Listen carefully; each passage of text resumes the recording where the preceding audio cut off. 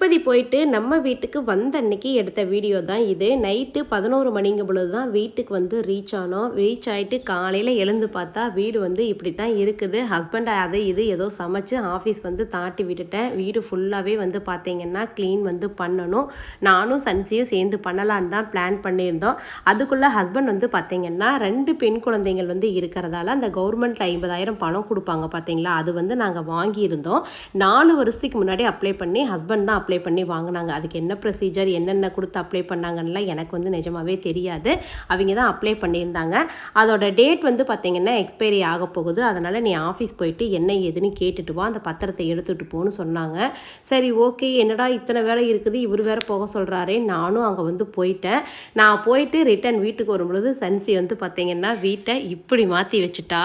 எனக்கே பார்த்துட்டு செம்ம சாக்காயிடுச்சு. எல்லா வேலையும் செஞ்சுட்டு குளிச்சுட்டு தலை சீவிட்டு இருக்கா.